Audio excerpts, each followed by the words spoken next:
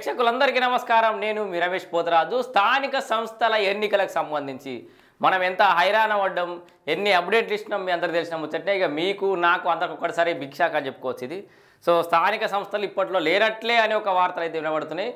So BC రిజర్వేషన్ల అంశం ఏదైతే ఉందో, కులగణన సంబంధించిన అంశం ఏదైతే ఉందో అది ఎటు తేల్తలేదు. ప్రభుత్వానికి అదొక ప్రతిష్టాత్మకం ప్రెస్టీజియస్ ఇష్యూ అయిపోయింది. ఎందుకంటే కులగణన మీద పెద్ద ఎత్తున వ్యతిరేకత వచ్చిన నేపథ్యంలో ఇక దాన్ని ఏదో పూర్తి చేసినాకనే పూర్తి స్థాయిలో డేటా తీసుకున్న తర్వాతనే ముందుకెళ్తాం, ఆ తర్వాతనే ఎన్నికలకు వెళ్తాం అన్నట్టుగా రాష్ట్ర సర్కారు మళ్ళీ వెనుకడుగు వేసింది. అండ్ సాధ్యాసాధ్యాలపై నిన్న డిస్కషన్ జరిగింది కాబట్టి స్థానిక సంస్థల ఎన్నికలు ఈ షార్ట్ పీరియడ్ నిర్వహించే అవకాశం లేదని, తర్వాత మార్చి 21 నుంచి 10th క్లాస్ ఎగ్జామ్స్ ఉన్నాయి కాబట్టి, ఆ తర్వాత ఇక ఎండాకాలము ఇక రకరకాల కారణాలు ఉన్నాయి కాబట్టి ఎన్నికలైతే వాయిదా పడి మళ్ళీ స్పెషల్ ఆఫీసర్ల పాలన కనబడుతుంది. స్థానిక ఎన్నికలు ఇప్పట్లో లేనట్టే ఈ నెల 16 నుంచి 28 వరకు మరోసారి కులగణన చూస్తారు కదా. ఈ నెల 16 నుంచి 28 దాకా మరొకసారి కులగణన చేయబోతున్నారట మిస్ అయిన వాళ్ళందరినీ. సో మార్చి మొదటి వారంలో అసెంబ్లీ, ఆ తర్వాత పరీక్షలు, ఎండాకాలం జూన్ తర్వాతే జరిగే అవకాశం. మార్చి మొదటి వారంలో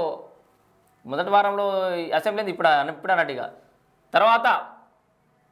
ఆ తర్వాత పరీక్షలు, ఎండాకాలం జూన్ తర్వాతే జరిగే అవకాశం. మరోసారి కులగణన నిర్వహించాకే స్థానిక సంస్థల ఎన్నికలు జరిగే అవకాశాలు కనిపిస్తున్నాయి. ఓవైపు కులగణన వివరాల నమోదు ప్రక్రియను కొనసాగిస్తూనే మరోవైపు ఎన్నికలు నిర్వహించడం వల్ల విమర్శలు వస్తాయనే చర్చ జరుగుతుంది. ఎందుకంటే ఇంత శాతం రిజర్వేషన్ కల్పిస్తాం, కులగణన చేసిన రిజర్వేషన్ల ప్రకారమే రిజర్వేషన్ కల్పిస్తున్నాం అని చెప్పింది కాబట్టి, సో పూర్తి స్థాయిలో ఈ కులగణనలో పార్టిసిపేట్ చేయని వాళ్ళు చాలామంది ఉన్నారు కాబట్టి, హైదరాబాద్ లాంటి నగరంలో మొత్తం దాదాపు 30% మంది ప్రజలు ఈ కులగణనలనే పార్టిసిపేట్ చేయాలి.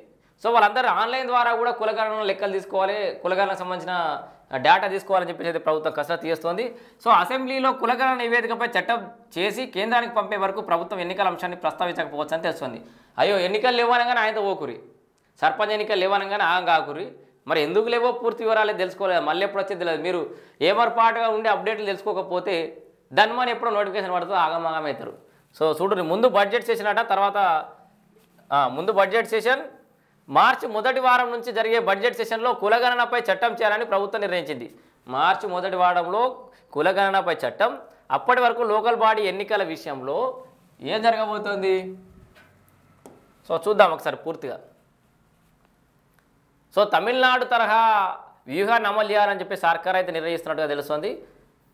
స్థానిక ఎన్నికలు ఇప్పట్లో వెళ్ళినట్టుగో అంశాన్ని ప్రభుత్వం ప్రస్తావించకపోవచ్చు అనే చర్చ జరుగుతుంది. బీసీలకు 42% ఉద్యోగ, ఉపాధి, రాజకీయపరమైన రిజర్వేషన్లు కల్పించాలని అసెంబ్లీలో తీర్మానం చేసి కేంద్రానికి పంపాలని ప్రభుత్వం భావించింది. ఆ తీర్మానం పంపకముందే బీసీల రిజర్వేషన్లపై పెంపుపై కేంద్రం ఆలోచన ఏమిటో తెలియకముందే లోకల్ బాడీ ఎన్నికలు నిర్వహిస్తే కాంగ్రెస్ పార్టీ ఇరుకున పడే ప్రమాదం ఉంది. అందుకే ఈ అసెంబ్లీలో కులగణన రిపోర్టుపై చట్టం చేసి 42% రిజర్వేషన్ల కోసం చట్ట సవరణ చేయాలని ప్రభుత్వం భావిస్తున్నట్టు సమాచారం. ఈ క్రమంలోనే ఆ తీర్మానం పూర్తయ్యే వరకు ఎన్నికల జోలికి రేవంత్ సర్కార్ వెళ్ళకపోవచ్చని తెలుస్తోంది. మార్చి మొదటి వారంలో అసెంబ్లీ బడ్జెట్ సమావేశాలు ఉంటాయని టాక్. ఆ టైంలో లోకల్ బాడీ ఎన్నికలు నిర్వహించడం అసాధ్యమనే అభిప్రాయాలు కూడా వ్యక్తమవుతున్నాయి. సో ఏం జరగబోతుంది, ఓవైపు పరీక్షలు, మరోవైపు ఎండలు. మార్చి 18 నుంచి 10వ తరగతి వరకు 10వ తరగతి పరీక్షలు ప్రారంభం కానున్నాయి. అవి ముగిసిన వెంటనే ప్రైమరీ, సెకండరీ స్కూల్ పిల్లలకు పరీక్షలు జరగనున్నాయి. ఆ టైంలో టీచర్స్ పూర్తిగా పరీక్షల నిర్వహణలో బిజీగా ఉంటారు. అవి ముగిసే వరకు ఏప్రిల్ 2వ వారం గడిచిపోతుంది. అప్పటికే ఎండల తీవ్రత పెరగడం, క్షేత్రస్థాయిలో నీటి ఇబ్బందులు, విద్యుత్ కోతల సమస్యలు పెరిగే ఛాన్స్ ఉంది.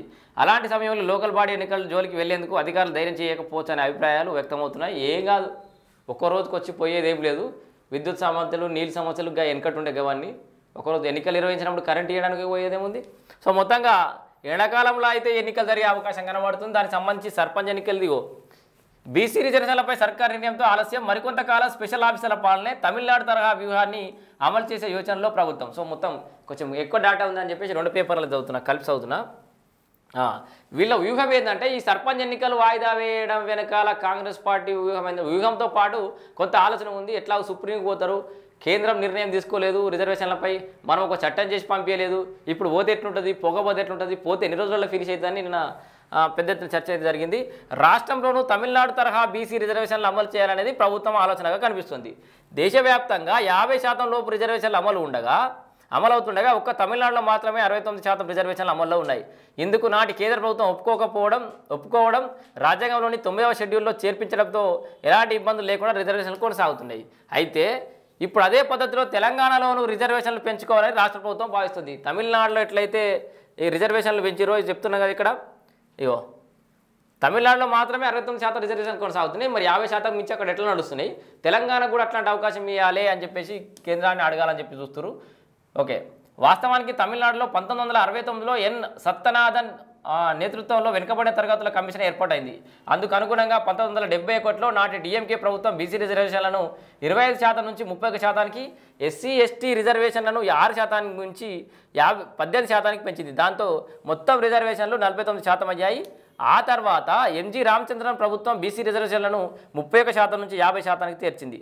ఎస్సీ ఎస్టీ రిజర్వేషన్లో మాత్రం మార్పులు చేర్పులు చేయలేదు. దీంతో రిజర్వేషన్ల శాతం 69%కి పెరిగింది. కానీ మొత్తం రిజర్వేషన్లు ఎట్టి పరిస్థితుల్లో 50%కి మించకూడదని 1992లో సుప్రీంకోర్టు తీర్పు చెప్పింది. దీంతో తమిళనాడు ప్రభుత్వం 1993లో బీసీ కమిషన్ వేసింది. రిజర్వేషన్లపై అసెంబ్లీలో చట్టం చేసి కేంద్ర ప్రభుత్వాన్ని ఒప్పించి రాజ్యాంగంలోని 9వ షెడ్యూల్లో చేర్పించింది. 2001లో సుప్రీంకోర్టు సంబంధిత కమ్యూనిటీలను దృష్టిలో పెట్టుకుని రిజర్వేషన్లు 50%కి మించవచ్చునని నోటిఫై చేసింది. దీంతో తమిళనాడులో బీసీలకు 30%, ఎంబీసీలకు 20%, ఎస్సీలకు 18%, ఎస్టీలకు 1% చొప్పున 69% రిజర్వేషన్లు సక్సెస్ఫుల్గా అమలవుతున్నాయి. మరి ఇది ఇప్పుడున్న పరిస్థితుల్లో ఇప్పుడున్న రాష్ట్ర ప్రభుత్వానికి, తెలంగాణ రాష్ట్ర ప్రభుత్వానికి వీలవుతుందా? 50%కి మించి రిజర్వేషన్ల అమలుకు పోతుందా? వీళ్ళ కులగలనే 50% మించలేదు. కాబట్టి చూడాలి మరి ఏ రకంగా ఉండే అవకాశం ఉంది. మరికొద్ది రోజులు స్పెషల్ ఆఫీసర్ల పాలన ఉండబోతుంది. కాబట్టి సర్పంచ్ ఎన్నికల గురించి ఇక మళ్ళీ కొంత టైం దొరికింది. పైసలు దూరాయించుకుంటారు, ఊపిరి పీల్చుకుంటారు, ఊపిరి పీల్చుకోవాలి, జాగాలు అమ్ముతూనే ఉంటారు. ఇక ఇవన్నీ నేను ఓపెన్గా చెప్తున్నా, గట్లే ఉండదు వ్యవస్థ కాబట్టి. సో ఇక అందరు తయారు ఉండేవాళ్ళు తయారుగానే ఉంటారు. ఇక జనంత టైం దొరికింది. మళ్ళీ పోరాలే మన స్కూల్ పిల్లలు, ఎస్ఎస్సీ వాళ్ళు, ఇంటర్ వాళ్ళు ఎగ్జామ్స్ రాసుకుంటారు. వాళ్ళు డిస్టర్బ్ చేయకూడదు. ఇది ముచ్చట. Thank you.